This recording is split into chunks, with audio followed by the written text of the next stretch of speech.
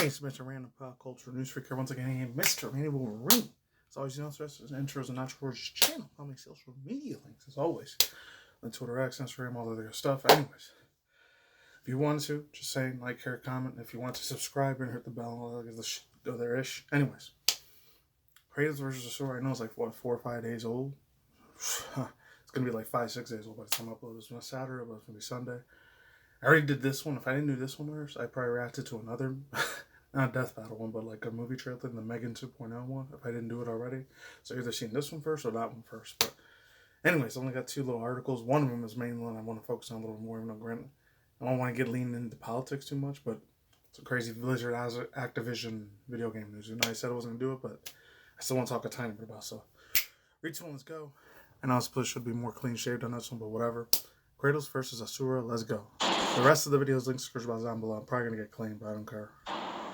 All right, the combatants are set, and we've run the data through all possibilities. It's time for a death battle! I don't really know that much about Ashura, because it came, it's weird, because it came out on the PS3, everyone was still in my late teens, early 20s, but I don't know. I know way more about Kratos, so hopefully he wins, but if not, that's cool if he wins too. So either one, that's cool. He looks like a badass character. Looks like he came from the One Punch Man thing or Naruto.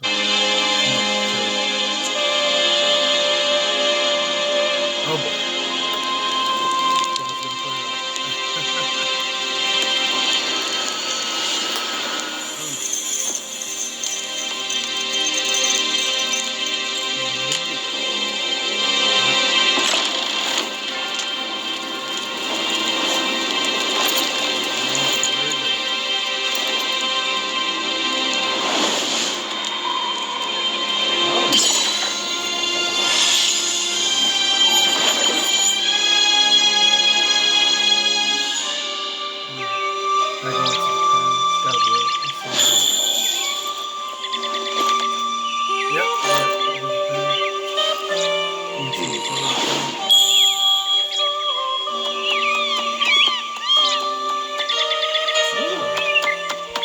Peaceful heavenly music before the battle starts going crazy.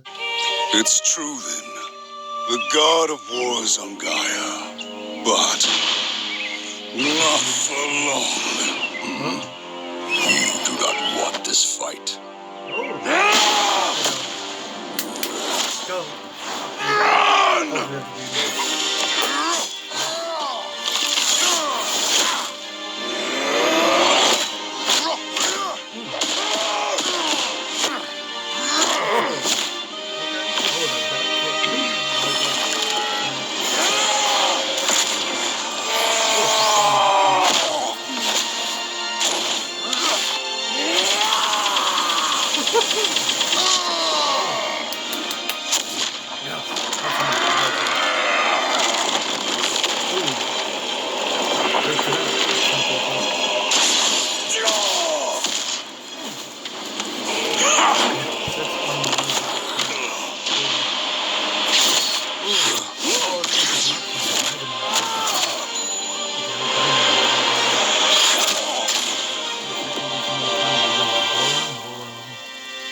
Let your wrath consume you. I have been down that road before. Shut up! Very well.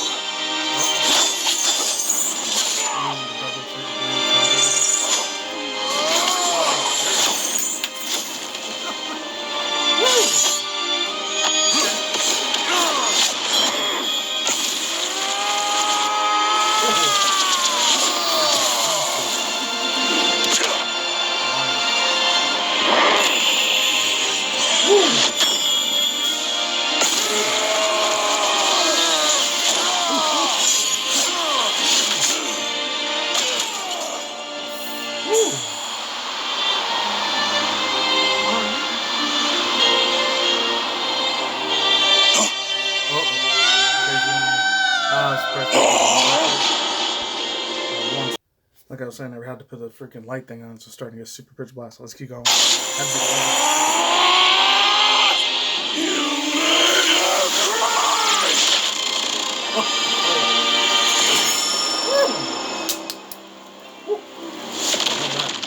That's cool. Oh.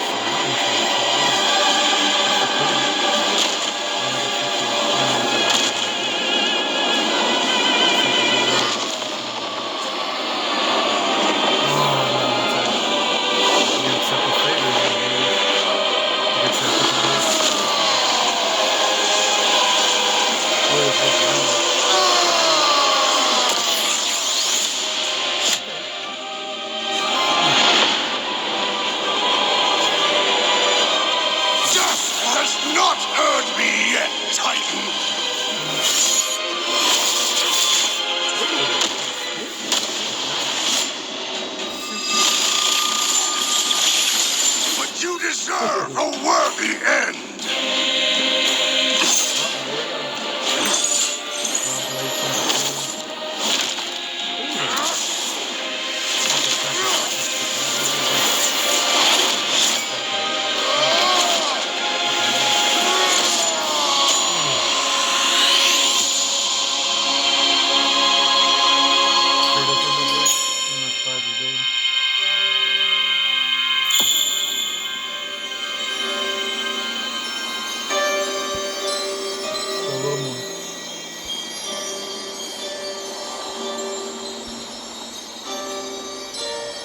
Oh, is that it, or is he gonna resurrect? You Gonna come back to are life? a monster no longer. Or do you get it? I never was. Oh, that's it then. Oh, he got it, yes. He got it, yes. Let's go. He's won it. There you go.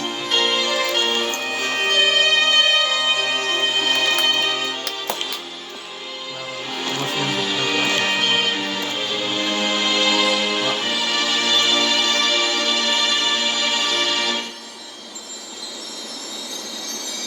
that reminds me of the thing.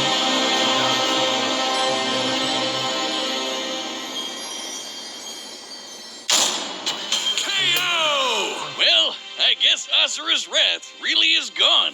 But are we sure this is how it'd go? Even though Asura can blow up stars? Asura had some amazing displays of apocalyptic destruction, but the full scope of their speed, experience, versatility, and power sheds a surprising light. At first glance, speed seems like a shoo-in for Asura. Kratos is quick, but he never dodged a universe-crossing laser. That doesn't mean he couldn't. Remember, as usual, we look at these characters at their peak, free from gameplay restrictions. Yeah, we're looking at everything in canon, and Kratos fought and killed Helios, the sun god. From the moment he's introduced, Helios is emphasized to be immensely powerful. Without Helios, darkness would shroud everything. His light was fast enough to illuminate the entire underworld while Kratos sailed through it, taking a few hours at most. So, kinda hard to quantify, but that's consistent with the shockwaves the primordials caused that spawned the universe. Arguments could be made for which is faster, the primordial shockwaves or Chakravartin's intergalactic lasers. Since it's so close, it's safest to assume their speeds are generally even.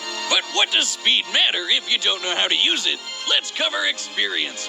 Asura lived across centuries, obviously a lot longer than Kratos. And while Kratos eventually learned to control his I don't know that much about because I didn't play any Ashura games, so I'm getting new lore. rage, Asura pretty much always had that control. So Asura easily takes experience. But when it comes to versatility, he couldn't match all the weapons and abilities Kratos had. Sure, Asura's quite skilled and a monster at martial arts, but his fighting style mostly relies on one thing. A whole lot of punching. Kratos' weapons, magic, runes, relics, and even his rage gave him far more options in combat, slowing down time, healing injuries, and most importantly, multiple weapons that could drain a variety of energies, like mantra. Yeah, when Asura loses all his mantra energy, that's it for him.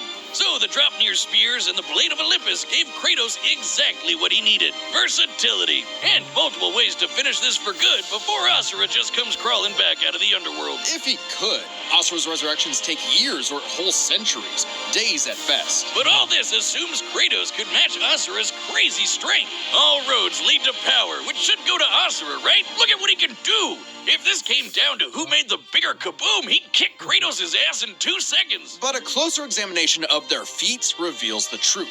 At his peak, Asura overpowered Chakravartin, annihilating that cosmic golden god. By measuring the dimensions of Chakravartin's body and scaling it up to match the size of this galaxy-eclipsing statue, we can determine its volume. Add in the density of gold, for good measure assuming the form is solid throughout, and its mass far exceeds not just our galaxy, but our entire observable universe. Destroying that big golden god would need energy on par with obliterating our universe 91,000 times. Extremely impressive and unfathomable.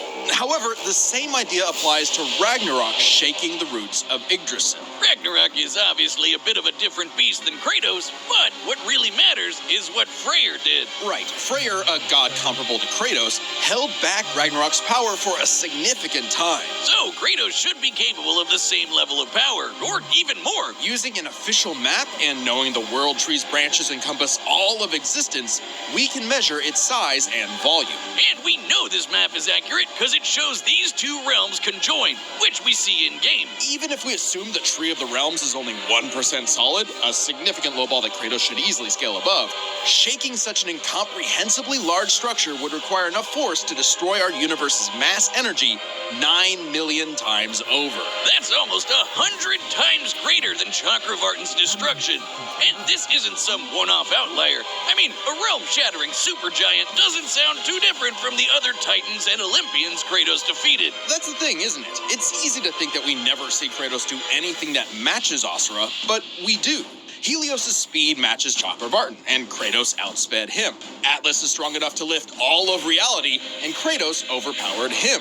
Kronos defeated the creator of the universe in a one-on-one fight, same as Asura, and Kratos killed Kronos. Add in the clear numerical comparison of Chakravartin, Ragnarok, and Yggdrasil, and Kratos takes the edge in power. But hey, Capcom, if you give us Asura's Wrath 2, we'll try this again. That'd be pretty awesome. Asura's The Sun Rises. The god of wrath was Kratos. The winner is Kratos. Such a freaking dad old school joke. It's cringe, but it's funny though. But what if?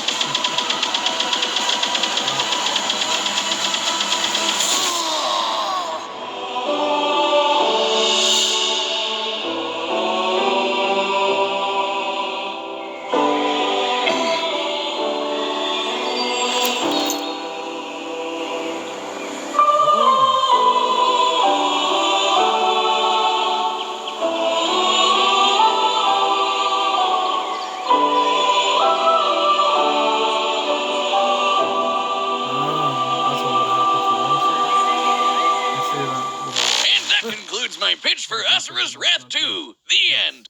Next time on Death Battle.